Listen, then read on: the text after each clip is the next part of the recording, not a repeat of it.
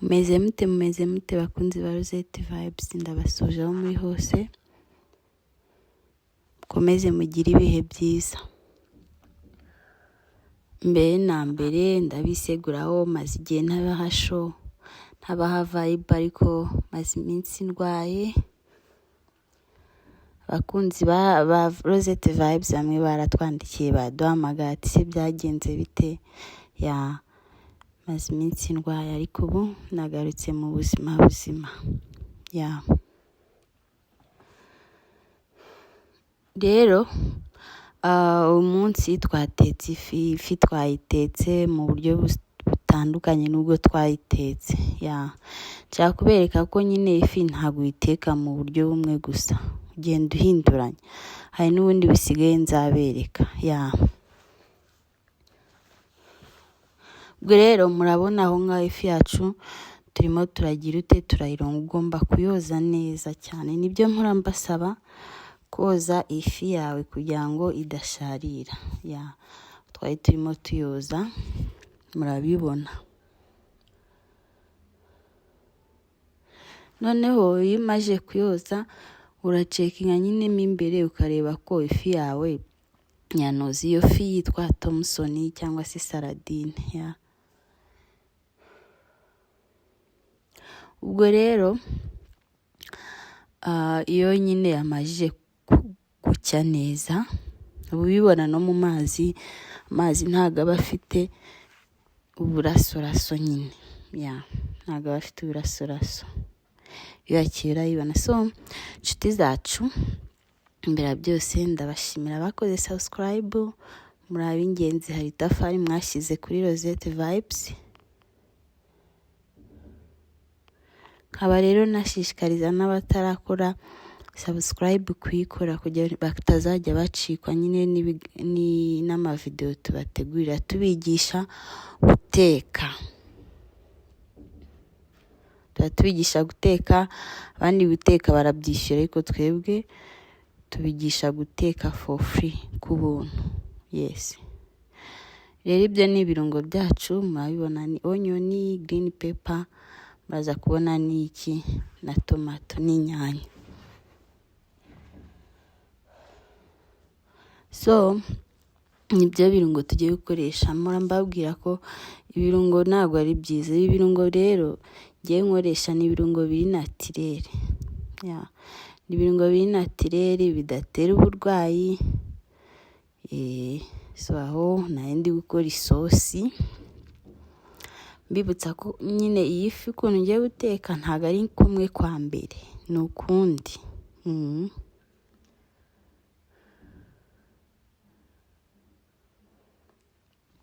Ukora isosi nyine, ukora isosi bisanzwe.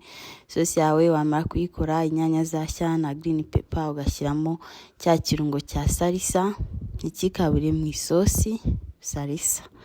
Salisa na magi ntibikabire mu isosi uteka.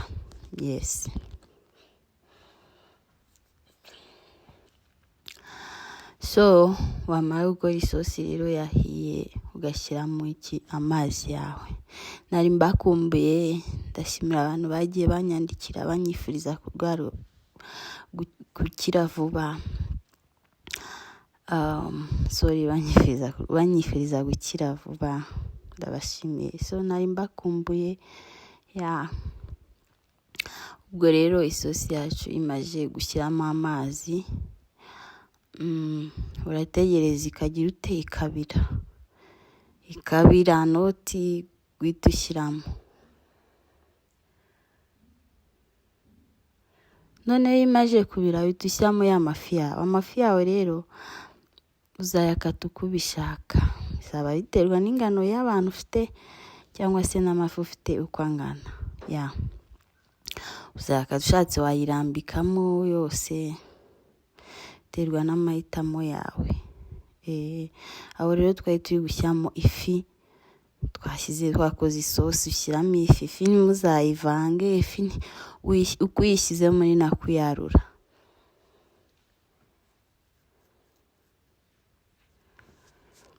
Ubundi wamara gushyiramo twa turungo twawe, akamagi, salisa n'ibindi. Abakunda ibirungo mushatse mwabishyiramo pe, ko ngiye simbikunda. Iyo umaze kubishyiramo rero n'umunyu urapfundikira bikabira. Urapfundikira bikabira, byamara kubira aho murabibona ko nyine isosi yacu yari imaze kugira ite gushya.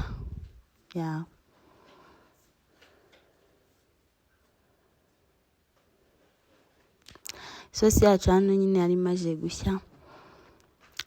Murabona ukuntu isa neza cyane, ntago nagize umugezi, ni agasosi gafashe ko kurisha ubugari. Izo mboga se simuzizi? Nyabutongo, imbwija. Twahise rero dushaka imbwija vuba zikiri fresh, turazironga. Umumaro w'imboga murabuzi. Umumaro w'imboga mu buzima bwacu: imboga zirinda indwara, zivura amaso, zituma umuntu adahuma mu igogorwa, zirafasha mu igogorwa. Rero imboga ntizikabure ku isahani yawe, nibyo murambashishikariza. Nazibanjije mu isafuriya zimaze gukubitwa n'umwuka kugira zitantwara amavuta menshi. Mpita nshyiramo igitunguru, nkunda imboga z'imbwija zirimo igitunguru cyumvikana. Ndangije nshyiramo amavuta. Ntabwo amavuta byantwaye menshi kubera ko imboga zari zakubiswe n'umwuka. Ndagaragura, ntabwo zitinda, ni ako kanya. Kandi ntabwo zigomba gushya cyane, zigomba kuba zihiye mu rugero. Murazibona rero ukuntu zisa neza. Imbwija ni nziza cyane. Twakurikije iki rero? Ubugari. Twahise dusonga ubugari fast bw'imyumbati.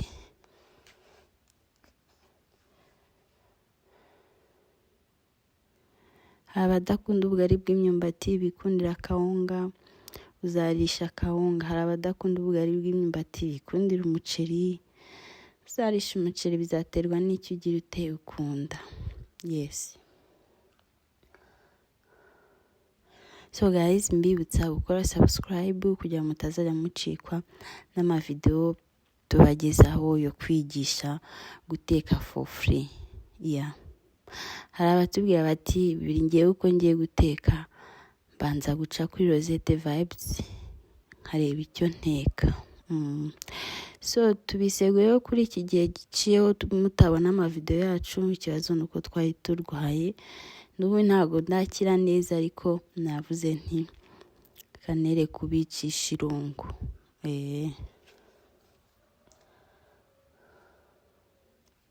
Ubwo rero mwese simuzi gusonga ubugari, uko niko dusonga ubugari. Hari abantu ngo bashyiramo amazi, bageranya amazi bagahita basonga bigahwaniramo, ariko ngewe ndabanza amazi nkayagabanya nkashyiramo ubugari, kubera ko nkunda ubugari bukomeye.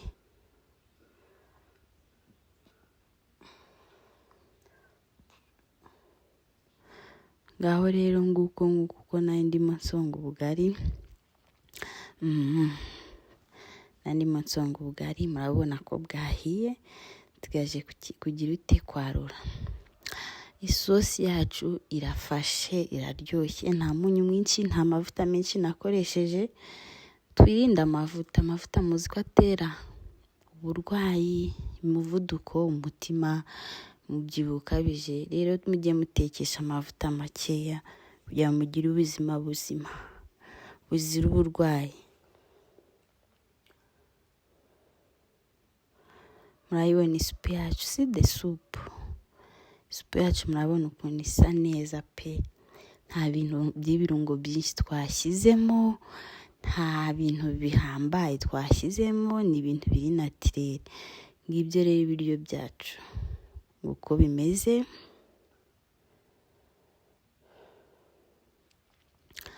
uko bimeze birasa neza cyane. See the food, ubugari, imboga n'ifi. Thank you so much, stay tuned.